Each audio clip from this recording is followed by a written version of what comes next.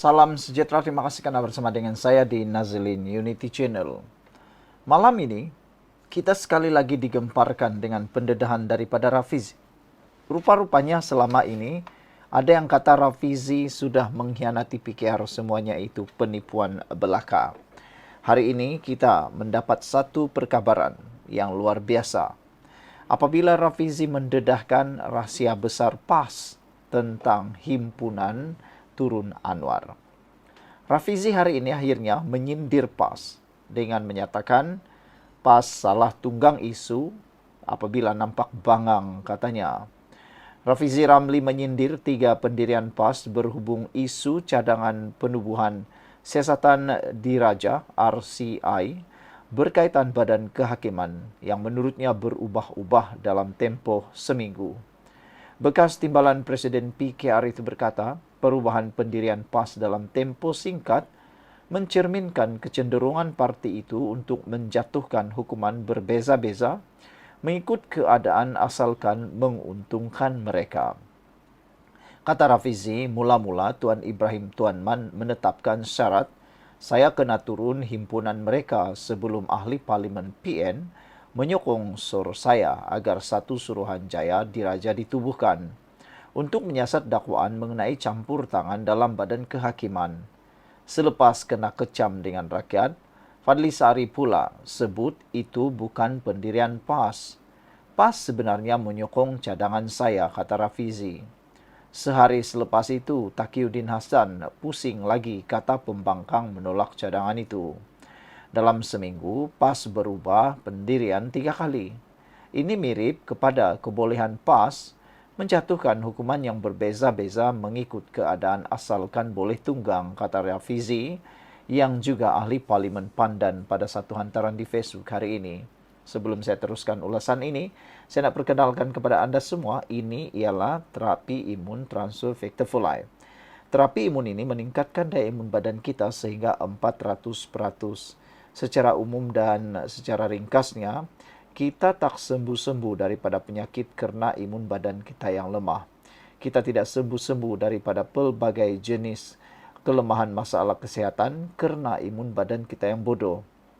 Apabila imun badan kita lemah dan bodoh, imun badan kita tidak mampu melawan penyakit daripada dalam. Tapi, secara ringkasnya juga, apabila imun badan kita dapat ditingkatkan dan dididik menjadi bijaksana, kita boleh sembuh daripada pelbagai jenis penyakit kerana imun badan kita yang bertindak bijaksana, bertindak pandai untuk melawan penyakit daripada dalam.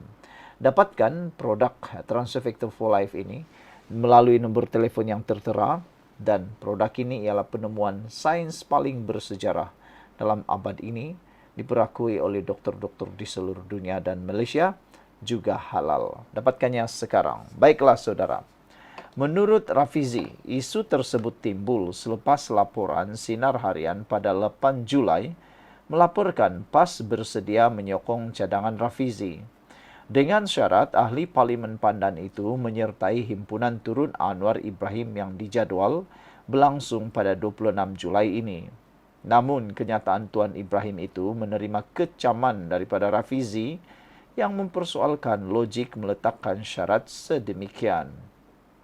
Tidak lama kemudian, Ketua Penerangan PAS, Fadli Sari, tampil menjelaskan bahawa parti itu menyokong cadangan penubuhan RCI tanpa seberang syarat.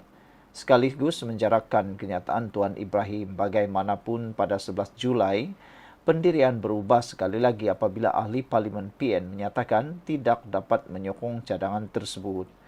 Ketua Whip ahli Parlimen PN, Taqiyuddin Hasan berkata, keputusan itu selaras dengan kenyataan pengerusi PN Muhyiddin Yassin yang meragui kesediaan Perdana Menteri Anwar Ibrahim untuk membenarkan RCI ditubuhkan bagi menyiasat dirinya sendiri.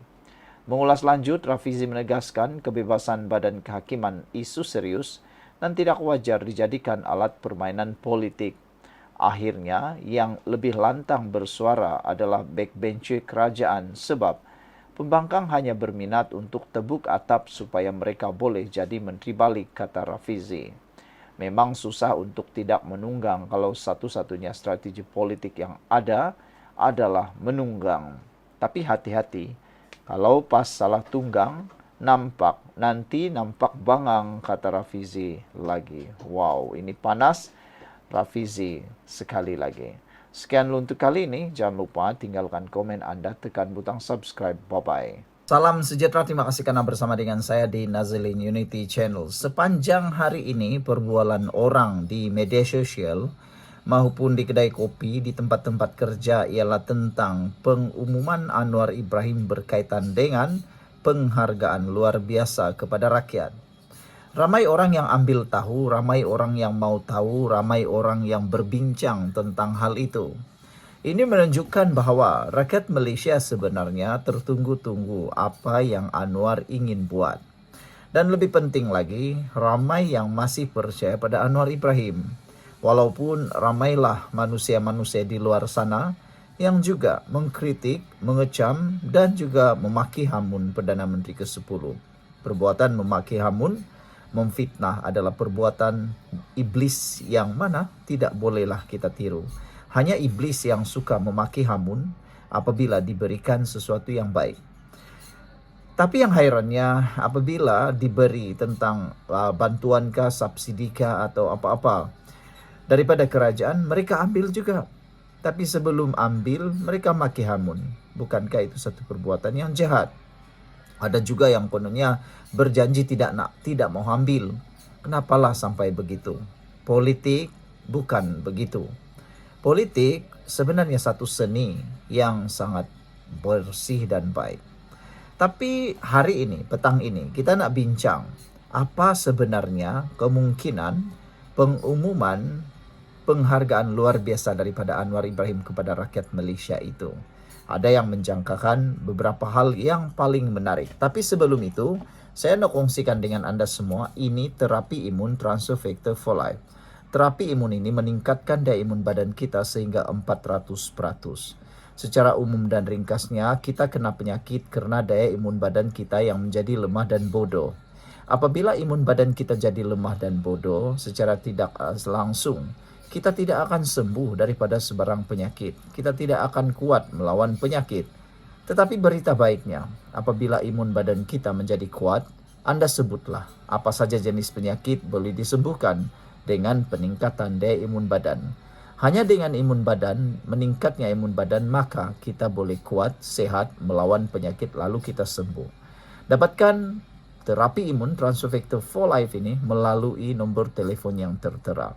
Kalau ini adalah kali kedua atau kali ketiga Anda menonton video transfer factor for life ini, bermaksud Tuhan sedang buka jalan untuk Anda kembali sehat, untuk Anda kembali semula kepada kedudukan yang kuat. Impian untuk mendapatkan kesehatan semula. Sila dapatkannya sebelum Anda terlambat. Baik, saudara, kita nak bincang semula. Apa sebenarnya yang Anwar Ibrahim akan umumkan? Ada orang yang bergurau. Mereka kata, kami mahu harga minyak kembali turun kepada RM1. Itu sesuatu yang hampir mustahil. Anda meminta sesuatu, berfikirlah logik. Mungkin Anda fikir mudah, main petik-petik cari saja. Tapi kita nak tahu, mau bagi tahu kepada Anda semua. Bukankah perkara yang harus Anda tahu ialah siapa yang membuat utang dulu? Anwar Ibrahim terpaksa meneruskan legasi yang penuh dengan hutang. Menyelesaikan kerja orang yang terdahulu. Hutang beratus-ratus juta. Hutang berbilion-bilion. Tak dapat diselesaikan, bahkan bertambah demi bertambah setiap tahun. Yang selesaikan siapa? Anwar Ibrahim. Tapi mereka menjerit-jerit seakan-akan hutang yang dibebankan itu, hutang yang membebankan negara ini seakan-akan Anwar Ibrahim yang buat. Padahal ketika Anwar Ibrahim menjadi Perdana Menteri, hutang dah berlambak, bertimbun-timbun setinggi Gunung Kinabalu. Dan yang perlu selesaikan bukan Muhyiddin, bukan Tun Mahathir, tapi Anwar Ibrahim.